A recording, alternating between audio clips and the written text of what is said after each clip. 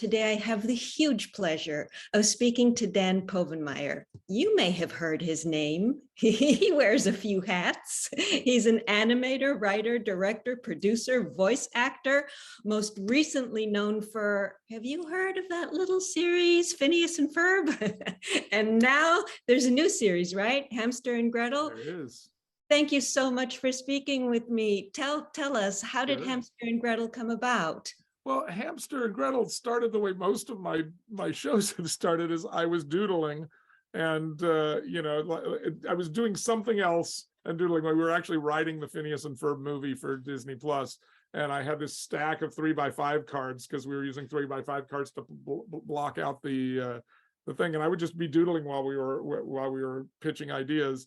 And I had this little pink 3x5 card with a superhero hamster flying over a city, because my daughters had hamsters at the time, and I was like, oh, I like this. And the more I thought about it, the more it just seemed like a show. I pitched a bunch of show ideas to my daughter when I was tucking her in one night. I was like, oh, hey, look at it, because I'd taken a picture of it on my phone. I was like, what do you think of this? She was like, oh, that's funny. And I just like started riffing on that, and she was just laughing, and I was like, maybe I should put some effort into this.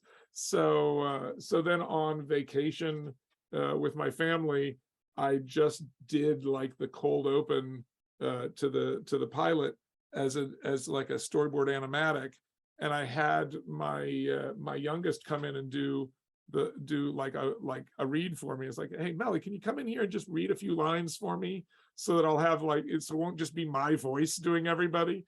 And she read, and I was like, oh, she's really good. I think, yes. And then she just sort of survived all the like, we recast everybody for the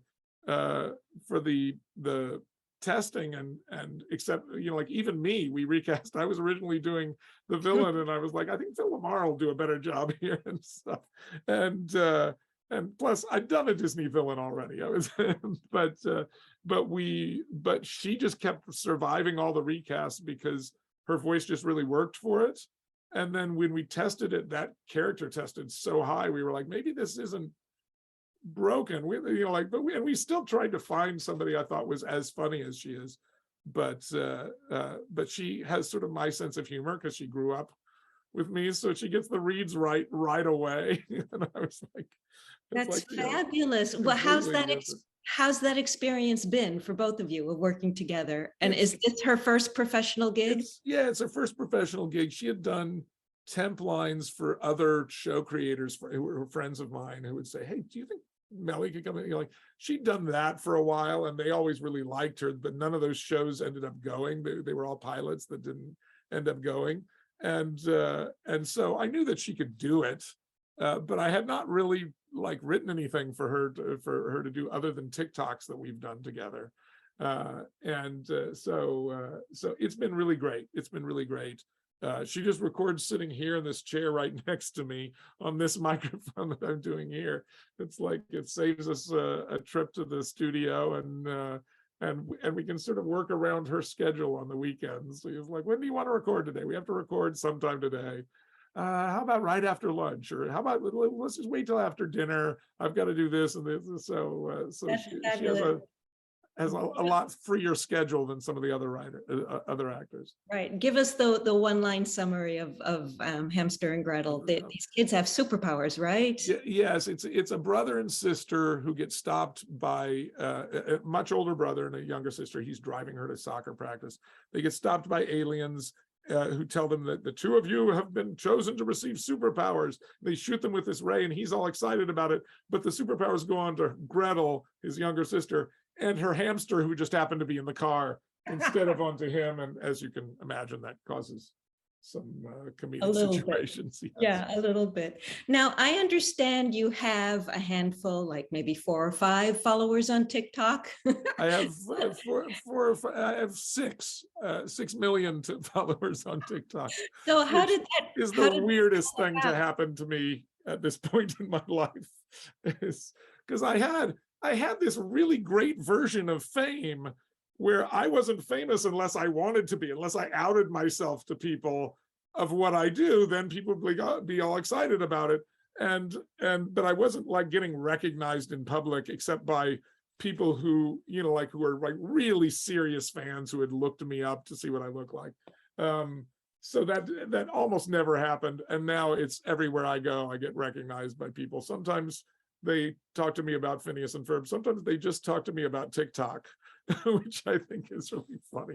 You know, I've never seen your show, but I love your TikToks, which I was like, yeah, somebody did an article about me in which they said, Dan Povenmire, TikTok star. I was like, when did that become the parentheses after my name?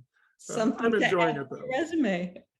So given that children have so many different sources of entertainment, much more than you and I did when we were growing up, Yeah.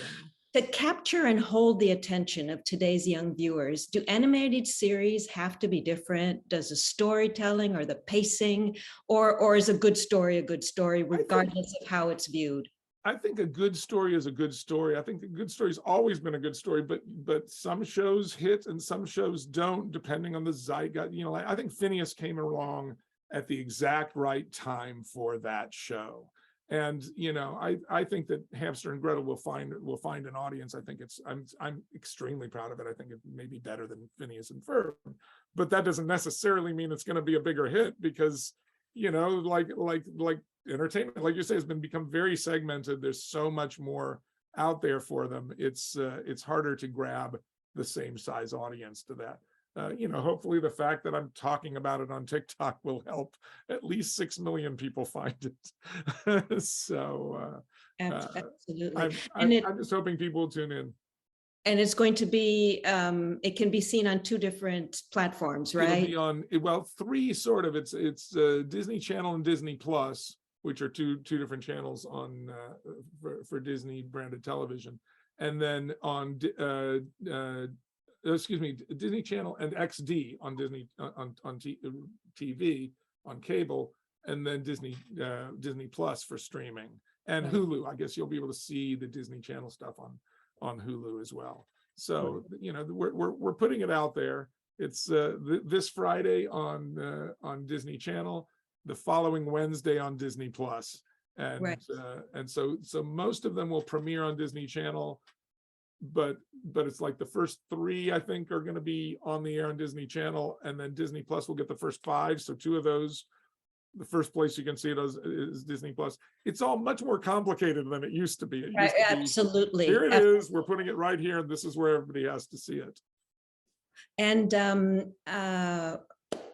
is humor still an important ingredient for the target audience that you're going after? Is that really what it's a magnet for them, isn't it? Yes, I think so. If you can make people laugh, then they'll tune back in. That's what I've always tried to do, is just let's make them laugh, and on as many different levels as you can, which is why we had like a big adult following for Phineas and Ferb, because we never X'd out a joke because we didn't think the kids would get it. We'd put stuff in for everybody, and that's what we're doing here. It's like the comedy, the music, the action. I feel like there's all these different hooks we can use to get people to watch it, and I think we're hitting on all cylinders right now on the show. So I'm hoping. Fantastic. And what about, last but certainly not least, what about your songwriting career that got such a boost for Phineas and Ferb? Did you write the opening theme? I did write the opening thing. I've written, well, I guess I've written or co-written all of the songs in the show. When I was on Phineas, I had Martin and Swampy and Rob and John. I had a bunch of people who were also songwriters who were on staff, and we were all in the same place at the same time. I'm, doing it from here.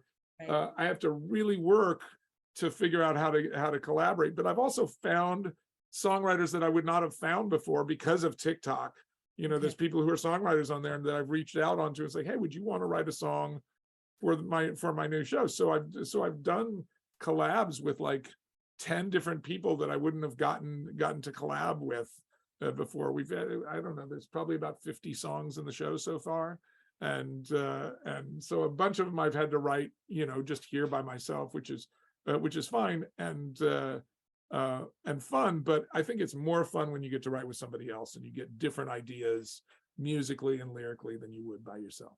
I mean, that is one silver lining, isn't it, of the whole COVID and isolation experience. You have learned how to collaborate remotely better than you have been able to. I would never have thought of writing a song with somebody in New York, right, until pandemic happened. And it was like, oh, well, we can do this on Zoom. It's not the best way to do it. I much prefer being in the same room because there is that lag time and stuff, but it's basically just one person plays the instrument at a time. You can't really be in sync on it that way. But I've gotten to work with some really great young songwriters. That's great. And in terms of creating the storylines, is that all you, or do you collaborate on those as well?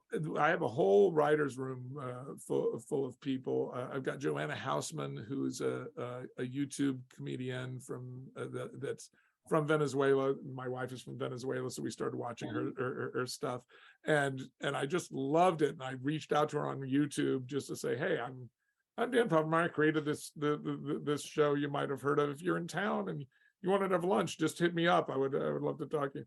And so we became friends, and like we go visit her when we go to New York, and she comes visits us when she comes to here. And because of the pandemic, and it didn't matter where somebody lived anymore, I was able to get her to run the writer's room for me. And so we just all get in a room and throw ideas up, and you know, they pitch me stuff, and so it's, you know, I get busier towards the end of the season because I'm doing post-production and pre-production and stuff, so I'm getting to spend less time in the writer's room, but they're still just, you know, they grab my time when they can, and they pitch me a bunch of what they're doing, and I say yay or nay to stuff. Right.